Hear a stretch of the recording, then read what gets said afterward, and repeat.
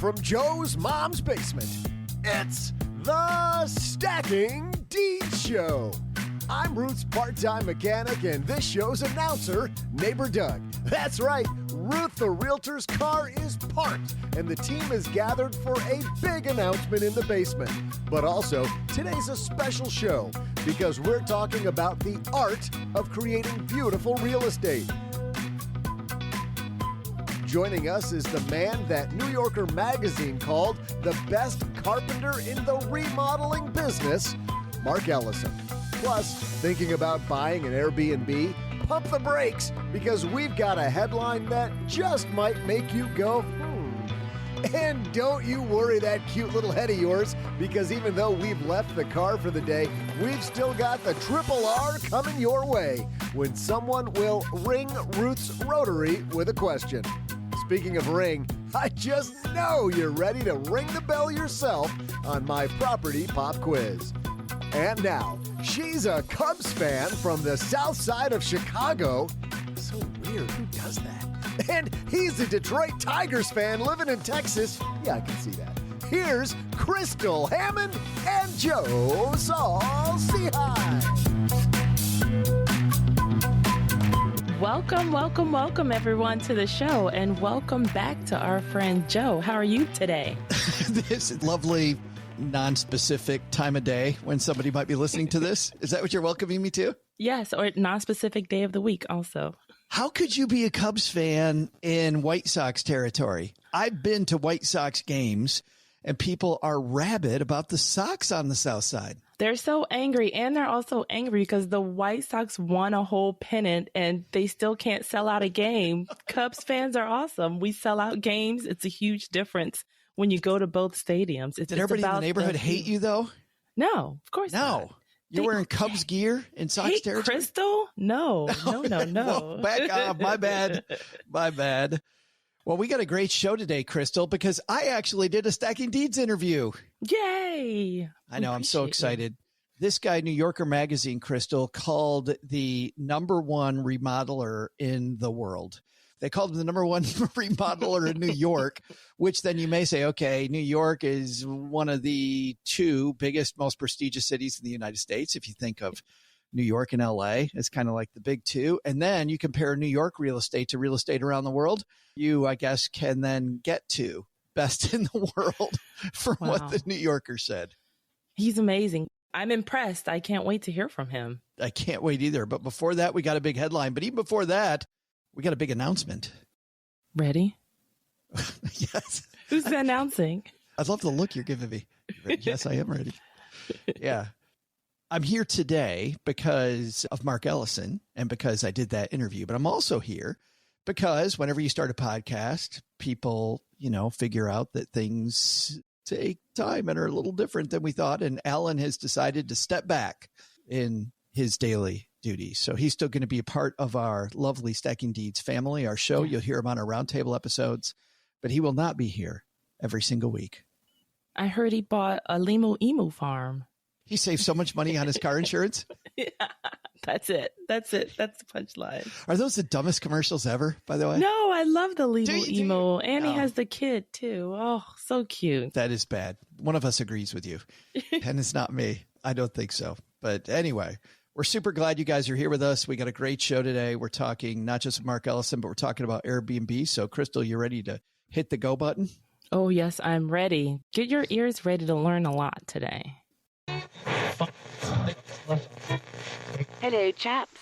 And now our Stacking Deeds headlines. Cheerio and pip pip. Our headline today comes to us from Newsweek. This is written by Julia. It is Julia, spelled very Italian, Giulia. Julia Carbonaro. Sorry, Julia. I know Julia is a big fan of the show. So yeah, definitely. Now she is. Julia writes, fall in Airbnb listings revenue sparks housing market crash fears. This has been all over the place in real estate land, everyone.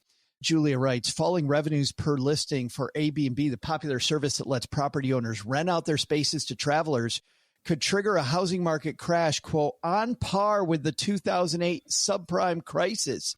in some cities, according to one real estate expert, though others questioned the data. We're going to go through this in a second, a lot of this data, Crystal, but what's your take on that headline? What do you think? I feel like it's another thing where people are getting in a fritz over nothing. I wouldn't say nothing, but it just comes down to doing your research. I feel like we had Lauren Keen Amond on the show. She's the Airbnb queen. Yeah. She's like 5 figuresing it a month on Airbnb. It just matters how you buy, where you buy. This is just, wouldn't call it clickbait, but hey, we clicked on it. We certainly it worked. did. Well, but there's some data here. Let's walk through the data. This gentleman on Twitter, Nick Gurley. Nick is the CEO of Reventure Consulting and Reventure App. He has 84,000 followers, pretty big for somebody in the real estate arena. He lists in a tweet that we'll link to in our show notes, Airbnb revenue collapse, the top 10 cities. And he walks through these numbers, which are rents from May 2022 and then rents May 2023 in these areas. Number 10 on this list is Breckenridge, Colorado. Was it almost $4,200? Now it's down to $2,600. Denver, number 9, $3,374, down to $2,000, just above $2,000. Nashville comes in 8th, $5,755, down to $3,500. Salisbury, Maryland, which you explained to me, I think, Crystal's along the coast. It's kind of a resort. Ocean City, right. Kind of area. Ocean City, Maryland. $1,490 down to $900. Asheville, North Carolina, $3,360 down to $1,900. San Antonio, 5th, $3,300 down to $1,800. Myrtle Beach, South Carolina, $3,100 down to $1,700. Austin, Texas in 2nd. Similarly down 46%, $4,600, $2,500. Phoenix in 2nd, $5,569 down to $2,900. And then the biggest drop at 47% in Airbnb rents collected is Seaverville, Tennessee, $6,228 down to $3,266. Crystal, I'd explain to you where Seaverville is. I was going to say, I'm not surprised at number 1 because I've never heard of that place. Well, a lot of people have. If you're a fan of Great Smoky Mountain National Park, just north of there is a tourist town called Gatlinburg, another one called Pigeon Forge. If you think of Ocean City and put it in the middle of the Smoky Mountains, there you go. That's what it is. And Seaverville is just north. It's a residential town. Very, very pretty area, though, but very, very touristy. And by the way, looking at this top 10, that's what we're seeing. I mean, Huge. Assuming this data is correct, these are all touristy areas. Which is weird because I feel like they're all talking about how people are revenge traveling right now since the pandemic's over. Everyone feels, all right, it's safe to travel. Even this last week, well, for 4th of July weekend, non-specific date, the airports had a record number of screenings. So people are getting out of the house. I guess it's a matter of where are people going? Well, that is number 1. Number 2, because this is a string of tweets. The second tweet that Nick has is about Airbnb inventory versus homes for sale. As you and I know, a lot of the big players like BlackRock getting into the Airbnb game, these monster companies buying thousands of houses at a time and competing against people like you and me and Alan and Lauren, other real estate investors. He's got a chart of 2016, 1,442,000 houses for sale.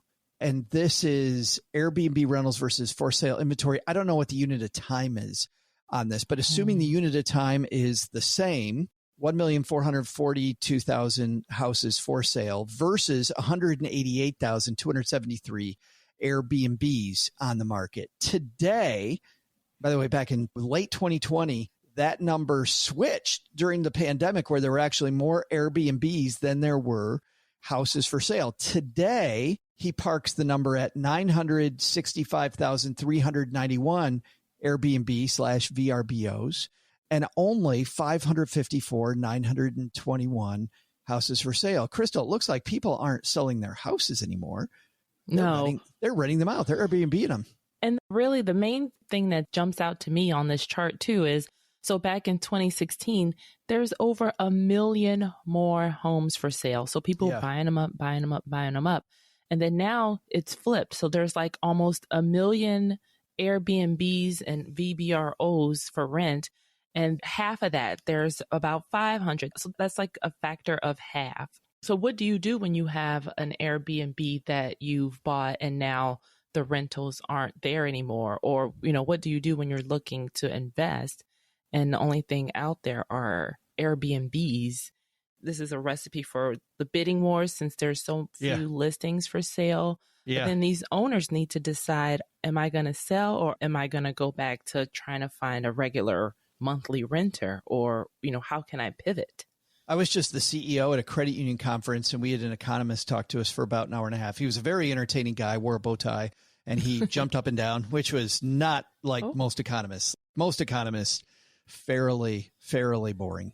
But this guy was not. But anyway, he thought, Crystal, that we were going into a recession, and he presented a lot of data about why he thought there was a recession. But what was interesting was that he said the reason it's going to be so shallow is because there's so few houses for sale that the housing prices are continuing to propel the economy forward, and car prices also doing that. Now, he thought that real estate and houses at some point also have to see their reckoning, have to see bad things happening. But he thought that wasn't happening right now. And it's partly because there's so few houses for sale that's buoying things up. But I think to your point, I think really what this speaks to is this thing that I've heard you and Alan talk about over and over and over, that is this drumbeat we should make sure our deeders know, which is you make your bed when you buy the property. Mm-hmm. When you buy the property is 90%. If you make a bad deal on a property and you have to get $3,000 on your Airbnb, or you decide to Airbnb, right? And it should be a long-term rental or a medium-term rental. You're renting it the wrong way, or you overpay and you have to get this big rent check every month and it just isn't going to happen. That's where you get into trouble. I think you got to make a very smart buying decision at the front end, and that greases the rest of the process, don't you? Definitely. The numbers will tell you if your decision is right or wrong.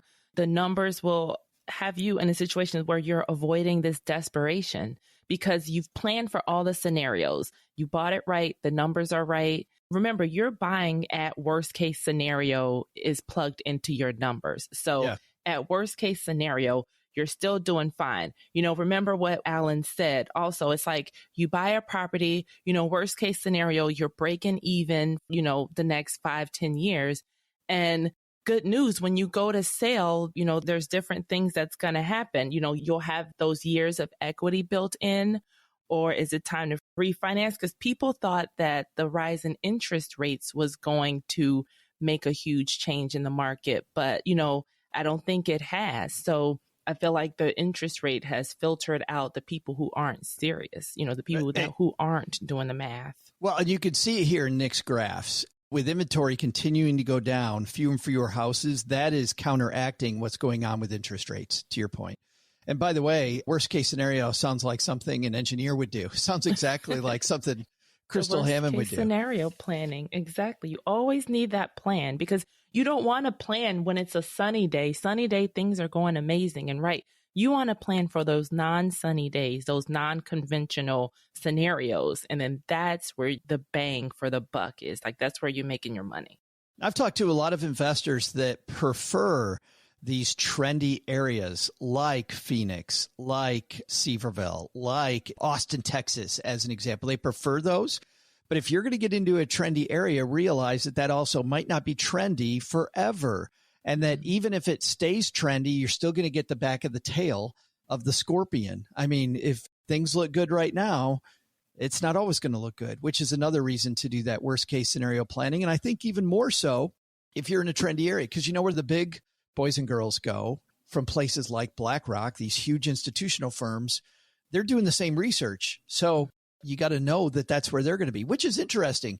I remember Lauren saying this on her show, saying that she specifically does not go to those areas. Nope. For that reason. She'll pick a little bit outside areas. She'll pick maybe a medium-sized city with a college in it, where there's going to be dependable need for rents, but it's not going to be the sexy area like the ones that we saw on this list. And some people want to be off the beaten path when they're on a vacation. They want to be in Disney, but not on top of Disney. So they want to be maybe a half hour, an hour outside of Disney. And that's where she is, in that area or outside of Tampa. It's like, I'm not in the thick. I'm in the outskirts of the thick. Oh, but come on, Crystal. Don't you want to live there in the top of Cinderella's castle? Don't you want to have the suite in Cinderella's castle? No? I'm competing with all those children. Where are you going to park? If you want to have a party, where are your friends going to park? But it's great. They could do the horse-drawn carriage down Main Street to your party. Wouldn't that be great? No, thanks. Right. Who can afford that? You have a fireworks show every night? It's so funny. Hey, kid, you're not beautiful. I'm beautiful. Back away, Cinderella. This is all mine. I could see a YouTube video, Crystal fighting with Cinderella. No way. Some people, as you mentioned earlier, let's get to this. Some people questioned the data and said they're looking at the same data. Airbnb actually even answered and said, we're looking at it. We don't know where you got this data because everything looks fine by us. You know, even if things look fine, Crystal, I love your idea of worst case scenario planning. Pretend like it's not fine. Like if it is fine, how great is that? If you did worst case scenario planning and you bought everything based on worst case scenario, now everything is fine. You know, this guy, Nick, is cray cray, right? If he truly is, it's great for you. That's fantastic. And that's less pivoting you have to do. That's less worrying you have to do. That's also less work you are doing, because remember, you always do the work up front. You want to beat the rush. You don't want to be the last person hopping on a trend, because I have bad news for you, my friend. You know, they say the trend is your friend until it isn't. So you always want to beat the rush there. And maybe, you know what? I don't like beat the rush out. I really like long-term hold myself. Right. Yeah. I mean, beat the rush getting in. No, I agree. I was going to the next step, which was beat the rush in, beat the rush out. You know, like you're 70 years old, so you leave the concert before the encore so you can get out of the parking lot. I do that now. Because grandma's got to get home and get her beauty sleep. Is that why? Yes. One economist, by the way, did agree in this piece that he thought Airbnb listings, while he disagreed with Nick and these statistics, he did agree that he thought the Airbnb listings, because there are so many of them, that you should expect revenue decline if you're in that market.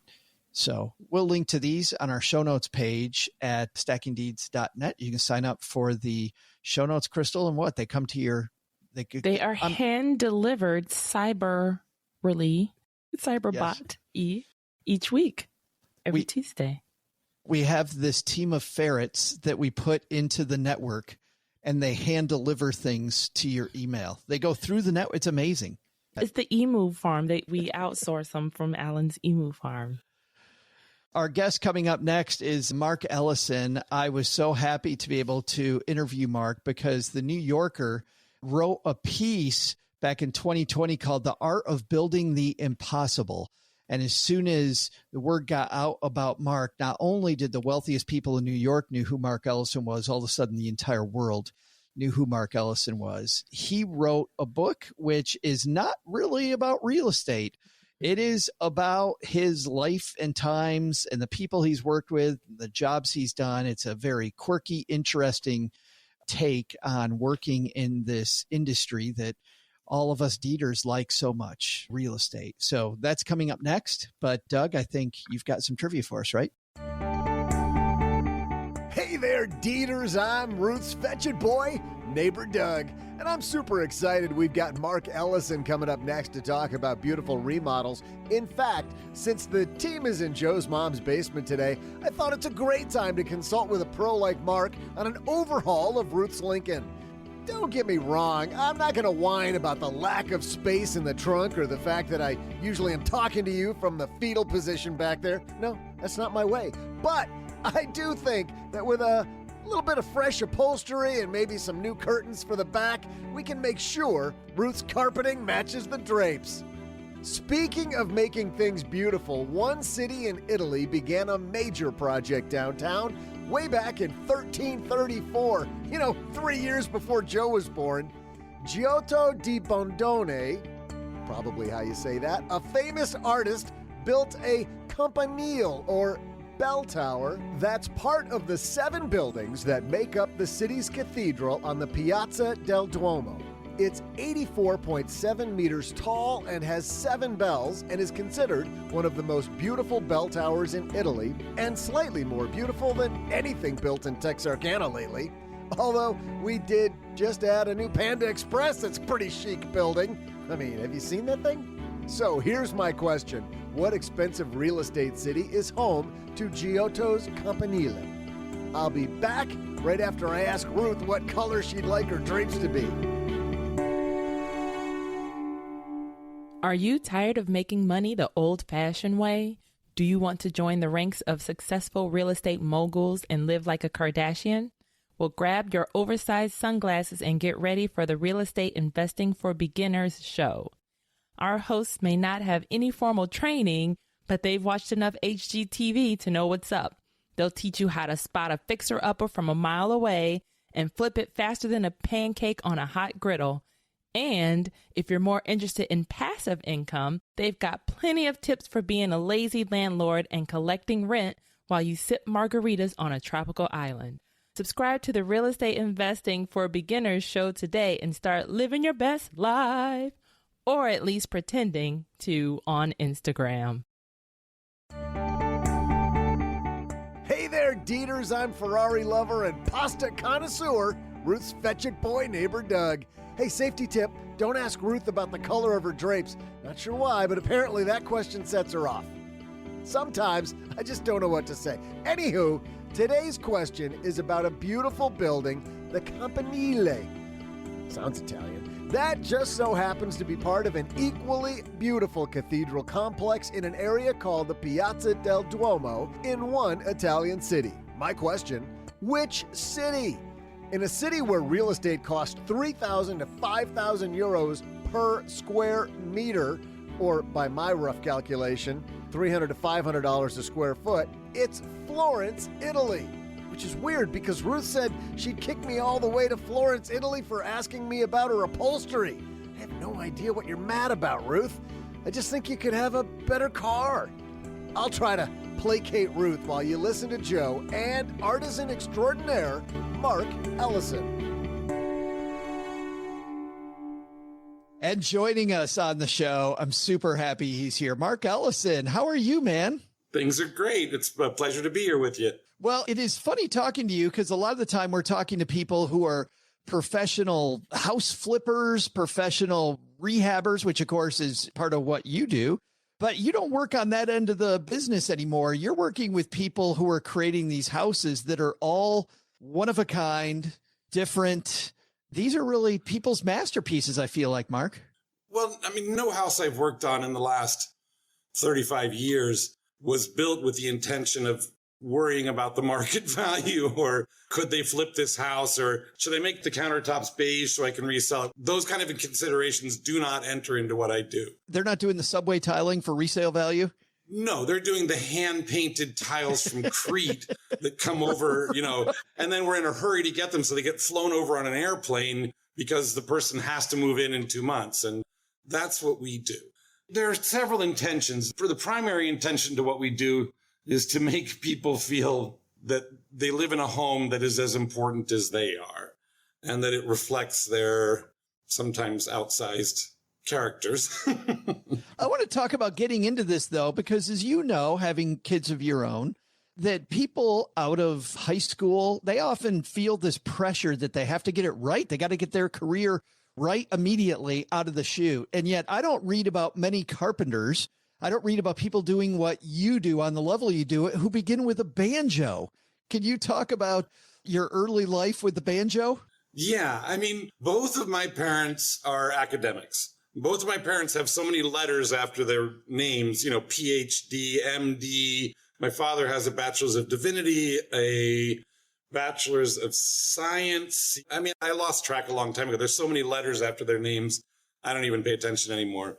And I found conventional education very difficult. I had a hard time in school. I didn't enjoy it. To me, classrooms were confinement. And so I first dropped out of school when I was 16, and much to my parents' consternation.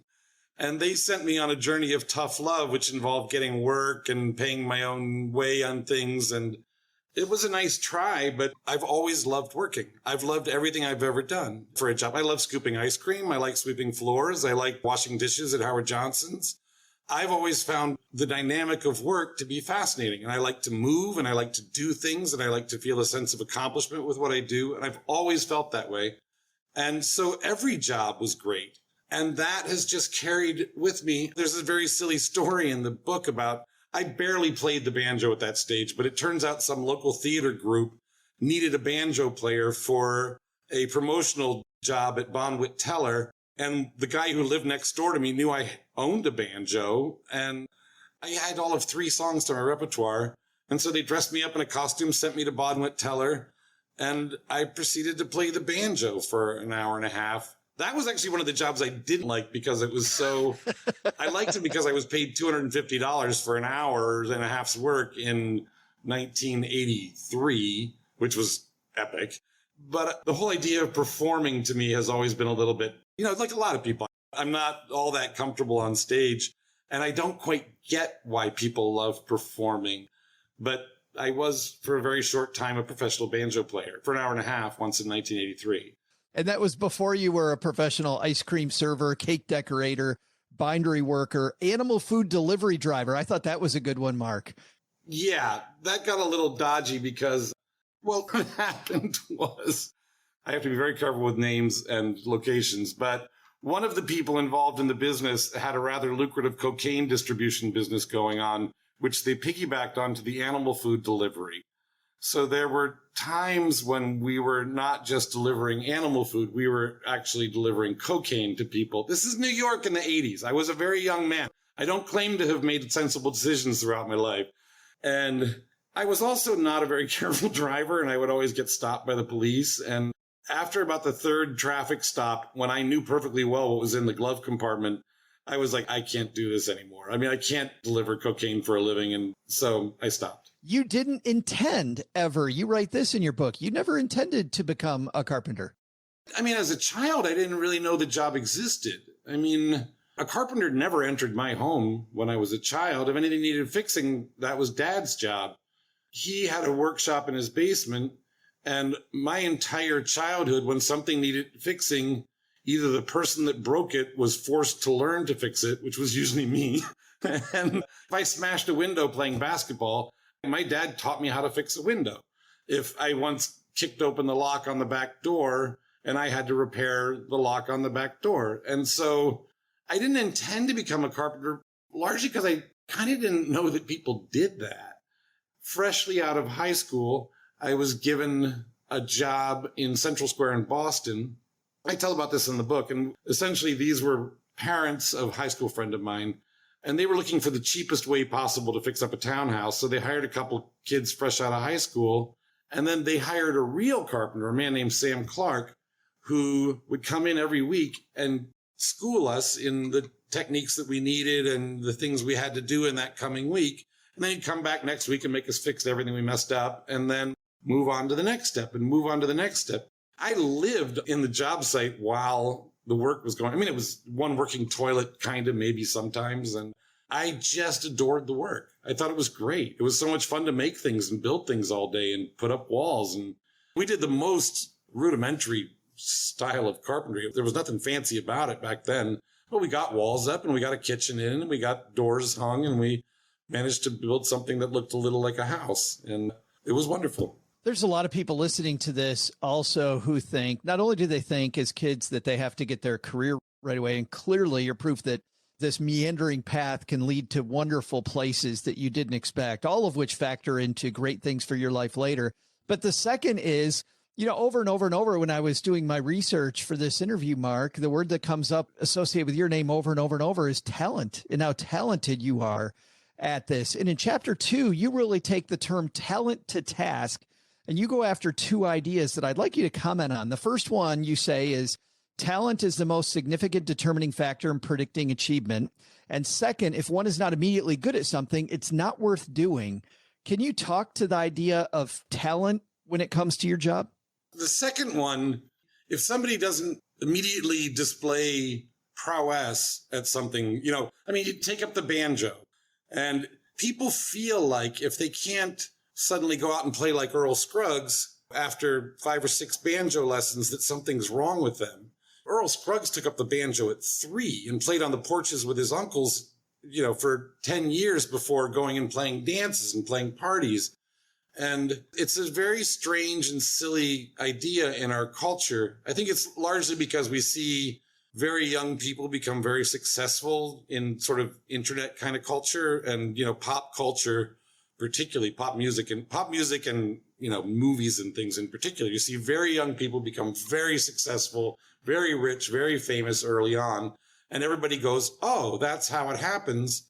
And then they'll go out and try and sing a song. And their second grade teacher will say, yeah, that wasn't really very good. And then that's it. And then they never sing again. People call me talented all the time. And it kind of irks me because I have been working at the things I'm working at. I work daily at several things. I work daily at music. I work daily at my job, which is building things and, my craft. I work daily at a couple other things. I still practice Tai Chi and things like that. And Tai Chi took me about 15 years before anything anybody said made sense in any way, shape, or form. And actually, I was told that by my first teacher. He said, you won't understand a word I'm saying for about 15 years. For 15 years?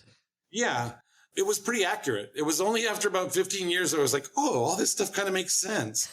But it took 15 years.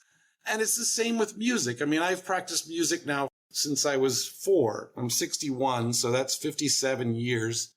And I'm making a record album now because it took me 57 years to be good enough to feel like, oh, I'm now qualified to make a record. That's 57 years of practice. I mean, that's so far beyond the 10,000 hours that, I consider myself kind of a slow learner at things.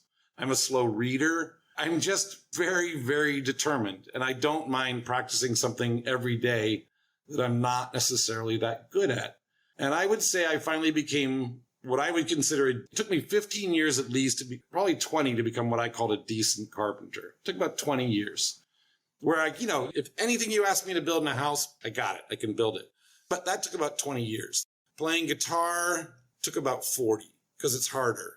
I can only speak for myself, but people go on and on about like, you're exceptionally talented at this and exceptionally talented in this. And really my answer to that is, there are genetic abilities that some people have that are beyond what other people have. There are people that just have more graceful bodies and they make better dancers very often. But there's also some very oddly shaped dancers who dance magnificently. It's just that we're not used to seeing them because they always pick the ones that have the bodies that look like the dancers. Like I always think of like Larry Bird, who must have been teased magnificently through his entire grade school because he was one of the most awkward looking people on the face of the earth. And yet he practiced and practiced and practiced. He would do 1,000 foul shots every day, even deep into his career. And you go like, that's why he was on the court, because he worked and he practiced and he practiced and he practiced. And he got to the point where he was a magnificent basketball player. He wasn't nearly as pretty as some of the men that played around him. And he didn't play as beautifully and as gracefully as they did, but he played with a determination and a drive that allowed him to stand on the same court as the people of his generation. And to me, I don't care if somebody's talented or not. I really don't care. If you're a terrible singer, and Chris Christopherson's like a terrible singer. His voice is terrible. I'm sorry, Chris. You're one of the most magnificent songwriters in the history of American music. His voice is terrible. There goes the biggest fan of this show, Mark. I don't know if I know this show is sponsored by Chris Christopherson. And now you just made our sponsor upset.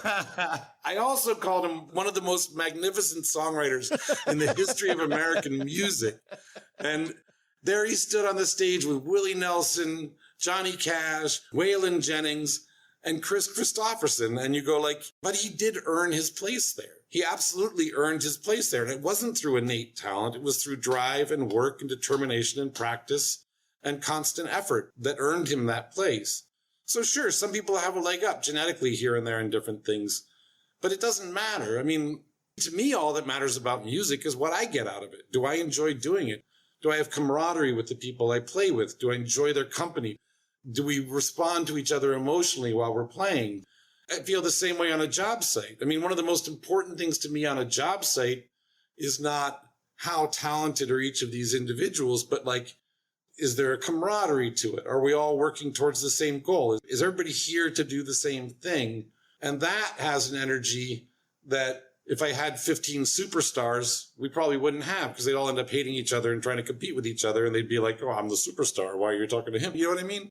There's something to be said for, it's like the Bad News Bears, the underdogs who you're like the 1980 U.S. hockey team, where you go like, they shouldn't have beaten those Russians. That was impossible. It was impossible that those guys beat the Russians. And yet they did. I felt like that same thing when you were telling the story in the book, and we'll let people read the story, but you're on this job, you're working for the son of a guy who's in real estate or in construction. His name's Luigi.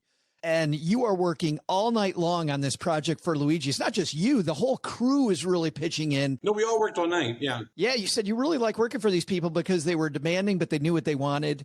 And you knew it was a project of love. And man, the care that went into that house, you could just feel in this story, Mark, everybody pulling together on the job site to make this vision a reality, especially you down in the garage or wherever trying to beat some sense into some brass to make a railing. Yeah. I was young then. It wasn't that young. It was maybe over 20 years ago. That was the first time I'd ever really worked brass. I mean, essentially what happened was there was a railing that had to be done the next day. The very next day, furniture was coming. This design outfit had a team of about 50 people who would come in and dress the apartment. They hung drapes. They brought napkin rings. They put in dish soap. They took the house and they put socks in the drawers. There were about 50 people who came and turned it from our completed project to these people's home. It was remarkable. I've only seen that once in my career. It was done so well. But they were coming the very next day, and I hadn't finished the railing. I had ordered all the parts to the railing, but I messed up. I didn't realize that I'd left out one little curved piece to make a transition from the bottom piece to the part that goes up the stairs. And I had, at that point, it was 2 p.m, and the people were coming the next day. And I actually had a welder coming the next day who was going to weld all the pieces of the railing together. I had to have that piece of railing. And the tenor of the entire project as a group was, we are getting this place done. We are going to make this a success. I had to run down to Canal Street to a surplus metals place, and I found a piece of brass that would work. And then I ran to the hardware store just before it closed, and I bought every tool in the place that it seemed like I might need. I mean, rasps and all kinds of things. And then I had to figure out how to make this curved piece of brass railing. And I'd never tried to bend a 3/4 inch thick piece by like 2 1/4 piece of brass before. It's very hard to bend. It's really, really hard to bend. And I didn't have any specialty equipment. And so what I did was I went down to the basement parking garage and I clamped one end of the brass to a dumpster down there because that was the most solid thing that had something I could clamp to.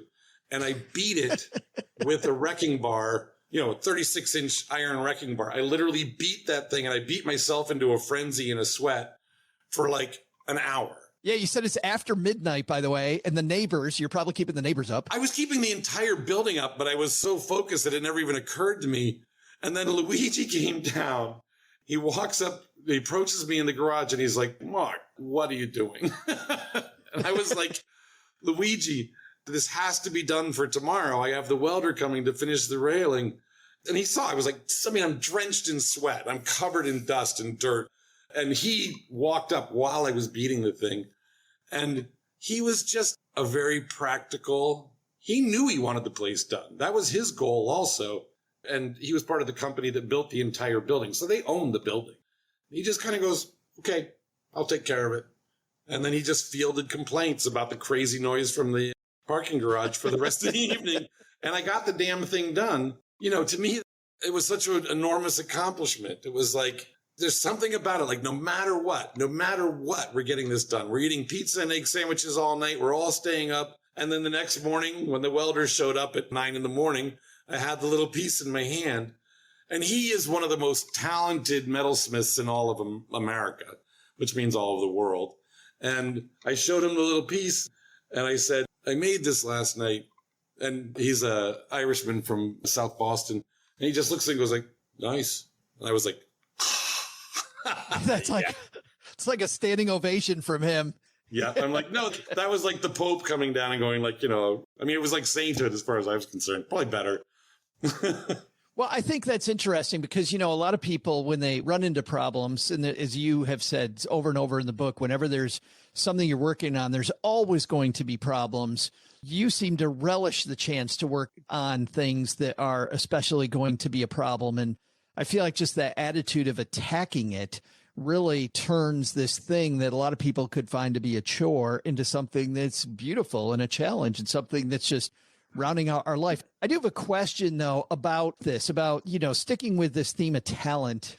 And I'm sure everybody can hear the joy that you're expressing as you're beating the hell out of the brass and trying to make it move, Mark. But they say follow your passion. And lately, a lot of people say follow your passion is BS. When people are already rich, say follow your passion, right? I got to pay the bills.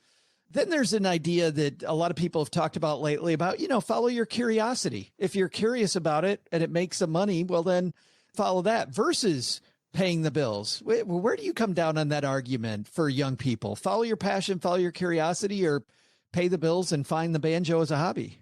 I mean, I was thinking about this recently because I was just in London, and I have never liked doing office work. I never liked working in an office, and I've never liked that kind of environment or that kind of atmosphere. And the publicist I was working with in Ireland, her name is Marie-Louise Patton, and I mean, not in Ireland, in England. She was so terrific at her job. She's 28 years old. And some people would go like, she's a publicist. It's kind of a sellout job.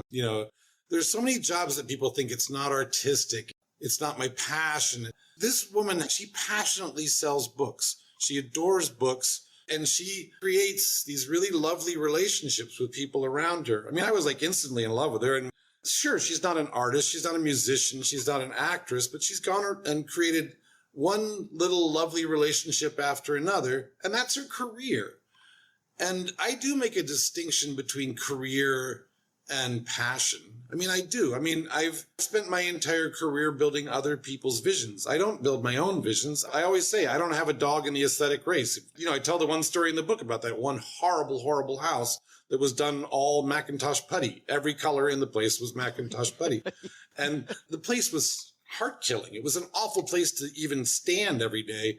And that man for whom we built the house came up to us at the end of the project and said, "You are artists. I admire your work. I think what you do is beautiful." And we were all like, "Okay, pal, it's your house." It was hideous. It was the most hideous place I've ever built. I couldn't stand to spend 5 minutes in the place, but it doesn't matter. I mean, this is my work. This is my work for money. And what I do for money, I've had 3 children. They've all gone through college. I've been married, divorced. I've had, as many financial responsibilities as anybody does. And I've always been aware that the bills have to be paid. Even when I was doing work that I didn't love the work, there's always something about it. I mean, I've always taken jobs that were challenging to me somehow. Even when I worked in the office in a construction company for a while, I really wanted to learn the back office end of building.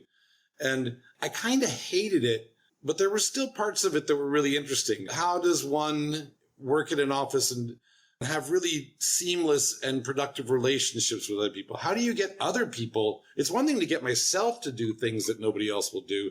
How do I get other people to do the thing they don't want to do in order to get a project done? Some people need to be screamed at. Some people need to be coddled. Some people need to be encouraged and cajoled. There can be an art to almost anything. There's an art to sweeping a floor properly. There's an art to doing the dishes and cleaning the kitchen so that everything's in order and your home looks lovely. I mean, I feel like I was just reading. It's funny. It's the second time I've had this conversation in the last few days, Mark. There's another book called The War of Art by Stephen Pressfield. And he talks about how pros go do the thing and they find the beauty in the thing. And amateurs worry about how good it's going to be and never do anything. Right. I mean, that is a wonderful way to say it. I mean, I imagine there are some things that there are not beauty in. I mean, there have certainly been things that have occurred in the world that it would be very, very difficult to find the beauty. I mean, there is terror and horror in the world and barbarism. Sure. But I got to say, to your point, Mark, with the publicist, as a guy who gets pitched 70 times a week, we have 2 people on the show of the 70 pitches that we get. Right. When I find a great publicist, there is beauty and there is art in that. Yeah. Oh, wonderful. And the people who don't, you can tell. There are publicists, I'm sure, that when this person brings me something, it's probably going to be good. I might not use everybody they bring, but there are some people that I'm sure, 5 out of 10 people, most people bat like 10% and they're batting 50. I mean, I'm sure you use half the people they send you because they know you and they actually care, obviously and palpably care about their relationship with you, and they don't want to sour it. They want to do something that works. So they want to bring you people that are appropriate to your show, and they study your show and they know your style.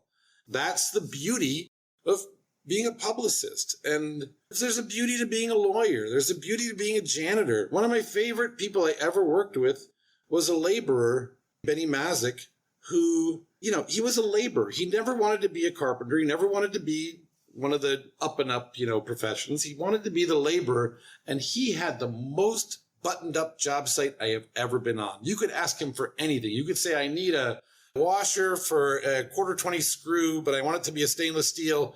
And he'd be like, give me a second. And then he'd go back and he'd come back and hand it to you. He knew where it was. He knew where, and he took such great pride in that his sites were buttoned up, and he would tell you that. And he would yell at the carpenters when they wouldn't use the garbage cans he put right next to the chop saw. He'd say, what are you doing throwing stuff on the floor? Don't you have any self-respect? There's a garbage can right there. You can feel the love. Yeah. You can feel the love. Yeah. Yeah. And it was palpable. I do have one more theme that I want to get to, which you're actually alluding to. And we're talking around a little bit, which is all the way through your book. It isn't so much about these projects. And this is a show, by the way, about real estate on Stacking Deeds, even larger about stacking Benjamins, about money. And yet all of these things come down to relationships and working with people. And what's funny, by the way, on that relationship and how good your publicist is, Mark, we reached out to you, your people didn't pitch me, and your publicist is like, why you want to talk to him about this? I'm like, because we need to talk more about the beauty. We need to talk more about the wonderful world of getting into and finding your way, which I think you express so well here. But on that note, you tell a story very early in the book about your first, quote, name brand or name architect that you work with. Yeah. And so you go into this house, it's a minimalist house, and you talk about that those are very hard to do, but you're working with kind of one of her underlings, and she comes into the house from time to time, and she's just kind of swinging her arms everywhere and motioning. Can you tell us a little bit about, you call her Maya in the book, which I think isn't her real name, but tell us a little bit about Maya. Well, she's an artist. She's an architect and an artist. I'd actually never encountered anyone like her before. She's a bit unlike other people in the industry. As far as I can tell, she didn't carry a pencil. I mean, she is a visionary architect and artist, and she had a vision for this place, and her way of communicating it was almost dance-like. I mean, luckily, she also had a team of architects who worked with her, who turned her things into actual drawings that we could more or less follow. But she would come through and look at everything and go, I want the lights here to be a constellation, and I want them to be here. And she was small and she's built like a dancer, and she would just go this and this. And then she'd go, and the outlet on this wall needs to go here. And she would point at the spot where materials should come together. The stone floor should come here. The wall should come here. The plaster should come here. I mean, she was lovely because one of the things I tell in the story is that construction dudes like myself aren't always that nice. And most people, if they were to admit it to themselves, would realize that they're not that nice. You guys would make fun of her behind her back when she'd leave. The minute she disappeared, we'd be like, woo, like, because that's what people like to do. And meanness can be fun as long as it's not found out and you don't get in trouble for it. And everybody knows that. Everybody knows they love to go home and gripe to their significant other about the idiots back at the office. Everybody does this all the time. I just thought, well, why not admit that that's actually what we did? This story, though, has a wild ending. It's 5 years later. Yeah. You're working with some people who are total pains in your ass. They are complaining about you nonstop. Tell us about this job. Luckily, I was always kind to her face.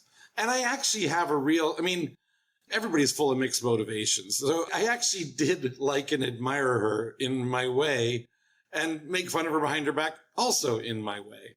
5 years later, I was doing a project where towards the end, the owners really became difficult. And somehow they accused my staff of stealing a handmade Danish silverware set, which nobody on my staff would even know what that was. I mean,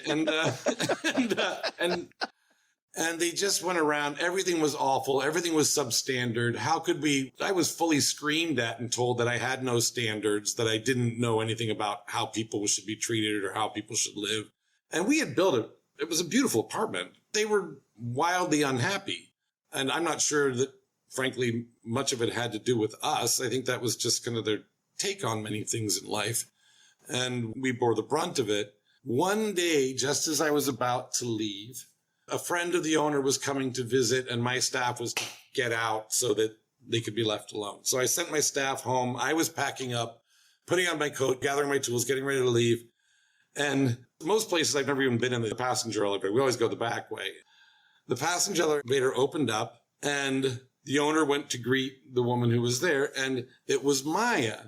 And Maya saw me there packing my things. And because she's a delightful person, she ran over. She completely ignored the owner of the house. She ran right by her. And she ran over, and I hadn't seen her in 5 years. And she was like, "Oh my God, Mark, I can't believe you're here." And her project had been a rather epic success. And we certainly had parted on very good terms, the one that I had done 5 years previously. And so she ran over, she threw her arms around my neck, and she's like, "What have you done? You're doing this place. Let me." And she's like, "Show me around. I want to see this." And she was like, "Wow, I'm dancing and very animated." And she turned to the client and she said, "You are so lucky to have him." And I think she probably just berated me 5 minutes earlier. And Maya had me take her through the entire apartment and show her detail after detail after detail and all the things we'd done. And it was a beautifully done apartment. It was a very, very well done apartment with some pretty ambitious details. And then she came back and she just said to the owner, "Your place is gorgeous. You're so lucky. Nobody does apartments like Mark." And from that moment on, we never heard a crossword out of either of those clients. Not a crossword ever again. From that moment on, we had the official blessing. They loved the apartment. For anybody who thinks it's just about real estate, it's not about relationships, that story is all you need to hear. It's all about relationships. It's all, and I, to this day, I mean, we did say mean things about her behind her back, and we did make fun of her. And it's really much to my shame to this day that, I mean, she saved my bacon on that thing. Yeah, you write about how just lucky you were to have her as a friend and she never heard you. And it's just a wonderful story. The book is called Building, A Carpenter's Notes on Life and the Art of Good Work. The stories we told today are just from the first couple chapters. I told Mark before we hit record, it was just a wonderful read about humanity, about lessons learned, about never losing your boss's car keys by just flipping them around. especially if you've stolen the car and you need them to get it back to them. Yeah. We'll let people read that one later. But the book's available everywhere, Mark, I assume? Yeah, everywhere. Sold out in London, though, I must say. When we were in London, it was sold out every bookstore there. So that is fabulous and well-deserved. Well, thanks for helping our deeders kind of get the bigger picture here about the beauty of what we do in the world of real estate. Thank you so much. It's been such a pleasure. Thank you so much. Big thanks to Mark Ellison for joining us. That was an amazing interview. I never expected that we'd be hearing he dropped out at 16. We heard a reference to cocaine, but the biggest takeaway was it's all about relationships. Well, I also loved what he said about the talent, and it does take time to really curate like your gifts and your talents. Like it doesn't happen overnight. How long did he say? It was like he's in his 60s. He first started at 16, got introduced, and then, now he's like, the Taj Mahal of builders. It took him a while. Yeah. He told me that he's doing his first record playing music, and at his age. And the fact that so many people give up so quickly on whatever the thing is, thinking they don't have talent in that area. And the fact now he did say that he's always been good with his hands and he preferred like the hard, grubby work and loved getting in it. That part, I think, might be something that he particularly loves and had a gift for. But in terms of being able to make these beautiful staircases, beautiful things, it takes a long time. It takes a long time. It takes bravery and it takes heart because, we are told, that 9 to 5, that's the way to go. And that doesn't work for everybody. And even when he was in his 9 to 5, he still found ways to learn from it, and grow from it. Like, because when he dropped out, he's like, I wasn't interested in school. I followed my passion. I followed the path of, what made sense to me. And that takes bravery. Like, I'm so happy that he did that. Dropouts have a bad name. I flunked out of college twice, so I know what it means to, not giving up and follow the path of things that make sense to you. Don't care about what other people think. You need to do what makes sense for you. And he had a family where both of his parents were college professors. Yeah. All the letters. They had all the letters behind their names. He is so funny. He and I, by the way, after we record this interview, we talked for another half hour. Like, that guy can talk. Nice. And he joked about how another guy on job said, I don't know how you get anything done, especially this beautiful stuff, Mark, because you talk all the time. Very quirky, fun guy. But there's a couple things. There's a couple reasons I think this is so important for our show, because this is not the type of interview that we have normally done over our first several episodes. Mm-hmm. Number one, Crystal, I think it's important for us to remember that we are creating beauty. Like my son, who owns 14 rental properties, they're almost all in Detroit. You know what he's most excited about and what other people tell him they love about him? He's taking these old, beautiful houses and he's making them beautiful again. Yes. And he's part of the resurgence of the city that he cares. Now, he lives in Seattle now. We live in Texas, but at our heart, we're still Detroit fans. I love Detroit.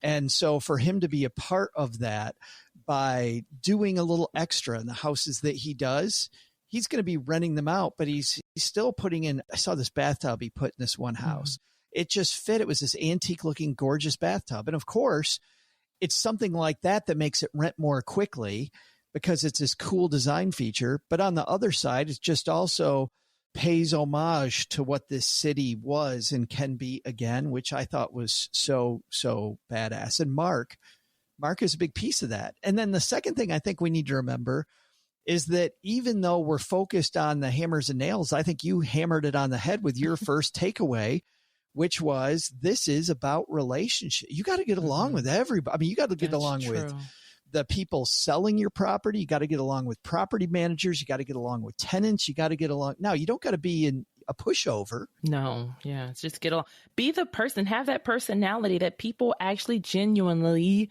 want to help and be around and, see succeed. And then you're pulling at my heartstrings talking about your son investing in Detroit, because that's what I'm doing in Chicago. That's my home. That's my block. And the block that I grew up on is the forgotten area. It's a forgotten neighborhood. So I guess I'm the developer that's going to come along and change it and, show people, hey, this is where your dollars belong. Let's recirculate our dollars in this community. Mark, you can tell, I mean, with the hilarious story about those people and his friend who is the architect, right? And about how she completely changed their view of him. But imagine if he hadn't gotten along with that woman. If he hadn't gotten along with that architect, that whole thing would have ended differently. If you were miserable, pain in the ass to work with. Yeah. Mm-hmm. So it's one thing to be great, which he is. Like, it's a twofer. I think you got to be great at what you do, and you have to be easy to work with. And then all the deals appear. People want to do deals with you. Word of mouth. Yep. Good word. Fantastic. Is that the phone ringing? Oh, what do you guys do when the phone rings here? We're recording. Right. I know. We just answered. Oh, right. Because we're in the basement. Oh, this is the segment. Yes. Oh. This is Triple R. It's time for Triple R. Yes. And look at this. The caller ID tells us it's Sean calling in. From Sean, who I think is a stalker, because I think Sean's called in before. Yes. Not a stalker. Hey, Crystal and Alan. It's Sean from Pennsylvania again. This time I have a question about build to rent. I'm curious to know what both of your thoughts are on that approach, specifically building a single family or a duplex for the sole purposes of renting out that property. I know it's a bit riskier. It takes a little bit more of an upfront investment. So I'd love to know if you think that this is viable, if it's just market or geographically dependent or anything else. But thanks. Thanks for the question. And I'm sad that Alan isn't here to help answer your question. But I definitely have a take on this. Crystal, what do you think? Well, thanks again for calling, Sean. And I'm a huge fan of this. I'm doing this now. I'm building, instead of a single family, which is what my lots are zoned for, I'm going through the trouble and going through the extra steps to get my land rezoned so that I can build fourplexes. I would say if you're thinking of a duplex, why not do two for the price of one? The marginal cost of going from a single family to the duplex is not as big as you think it is. But again, run those numbers, get those estimates, because we were actually trying to go for sixplexes, but that was just too dense for the space. But the marginal cost of adding the extra unit really wasn't that significant. So it's like, let's just maximize the space. But you're right. You've got the construction teams already out there. Yep. There's just a cost to getting them out there. The cost beyond that is much more incremental. You don't get this boom, huge cost again. So the cost of pouring a foundation or a slab, whatever it might be. Yeah. And the building costs, because you got shared walls, you also have less there. Yeah. Single roof, utilities that run throughout. Yeah. 1 to 2. That's good. I do think though, Crystal, this is regional dependent, because the cost of that land is going to either be your friend or your enemy. Mm-hmm. And the bad news is, Sean, I think if you get too far out in what my mom calls the boonies, you get too far out in the boonies, you're not going to get any renters, right? So there's some danger there. But if you're too close to a hot area, like where Mark's building in New York City, that's going to be ridiculously expensive. It's going to be incredibly right. expensive. It is the land. The land is the biggest difference, because construction costs are pretty, I wouldn't call them fixed, but the land is the thing that has the biggest variable in price. It's usually the land, because you can do pretty great estimates of the cost of building, but the land is normally the biggest variable here. And this is where I think you can hop on trends. You know, we talked about the danger in trends around touristy areas earlier in our headline. I think the trend here, Crystal, with a lot of people moving back to the middle of the country starting to get hot again now that people can live wherever they want for most of their jobs. You can get a fairly inexpensive property in a decent sized city and see some good results. I live in a city of just under 70,000 people. For people who live there their whole life, when I call it a little town, they look at me cross-eyed like, what are you talking about? I'm like, I lived in Detroit. This is tiny. Like, and they're like, you are nuts. This is the biggest town anywhere within an hour. So we've got banks and hospitals and all this stuff. I'm seeing construction all over this town, though, Crystal, right now. And I know it's people doing exactly what Sean's talking about, building places for people to rent. Super, super place, I think, a city of this size where we have kind of a captive population. If you're going to be living in this area, you're probably going to live in Texarkana. It's doing that type of research. Like, who the hell would think move to Texarkana, USA, outside of Joe High? Like, who would do that? Not that many people. But I think when you started in middle America, you probably have much lower land cost, construction teams that are probably going to charge you less. Now, the cost of goods, though, Crystal, still is the cost of goods. That, I think, is going to translate wherever you're at. You're going to lumber's lumber. Fixed. And that's not cheap. I don't know. Every time you say Texarkana, I think of Tudurkin. Like, Crystal's don't know like, why. When you say Texarkana, I get hungry. I get so hungry. I don't know about that. Well, most people think so weird, the movie Cannonball Run, where they were going to get the Coors Light. That's the big deal. But that's a certain, takes a certain redneck to have that thought process.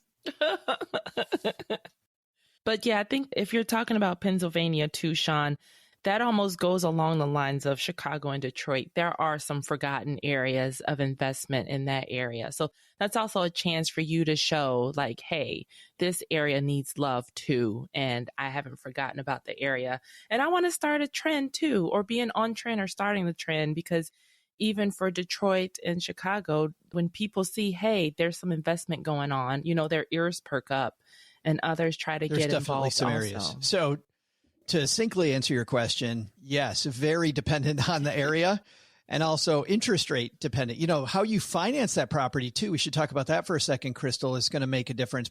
So if you can pull out cash from your primary property in the way of a home equity loan or line of credit, might get you much better financing. Now, I'm not sure how much money you'll be able to do that with in your situation, but taking out that loan, when you go into the bank and you tell them that this is specifically for an investment property, the interest rate jacks up. And with interest rates already high compared to the last 10 years, that might be a tough pill to swallow. And your down payment also makes a difference too. But that's a good start. The bank. I'm starting with the bank and building a relationship with different banks. I've built relationships now with like 3 different banks in that lend in that area in Chicago. So hopefully It's a hurry up and wait kind of process, but it's the relationship building. And it's the look, how feasible is this project? You know, what do I need on my end? And they are very helpful. They've been helpful, but it's still been a hurry up and wait. I just did a keynote speech for a group called Farm Credit, and these people work with farmers to help them either buy the neighbor's land when they decide not to farm anymore or expand the land, whatever it might be. And they said that same thing, Crystal. They said, we may or may not be able to help you, but we have all this data. And if we think you may be a customer, we can help you with, well, that's the price per square foot. They have a ton of data about the neighboring community, and banks may too. So maybe I was wrong when I told you that your banker doesn't care about the cupcakes. I kept telling Crystal, like, the cupcakes don't matter, Crystal. She's like, nope, giving the baker cupcakes. That's funny. May or may not be a true story. Maybe. All right. I think that does it. If people want to call Ruth Rotary, how do they get to us, Crystal? Yeah. So you make sure you head over to stackingdeeds.net/voicemail. Leave us a message and we will answer your question just like we did Sean's today. Well, what an awesome show today. I believe that's already? A wrap. I feel like we just started. We can't go. We did. You ain't got to get home, but you got to get out of here. Closing time on the podcast. Wouldn't that be cool if we could play that at the end of the show? We can't get the rights to that. Yes. You don't have to go home, but you can't stay here. Oh, no, it's too expensive. Sadly. Right. Yes. If somebody wants to donate the rights to that song to us, we would appreciate it. Hey, coming up next week, another great Stacking Deeds show. Of course, with Alan gone, you can expect some more news from us. But next week, Crystal, people should expect you and I again. Yes. All right. Yes, she is Crystal Hammond, a.k.a. Condo Crystal in the Twitter streets. Joe Salciha, Average Joe Money. We'll see you next time back here at Stacking Deeds. Doug, what should we have learned today?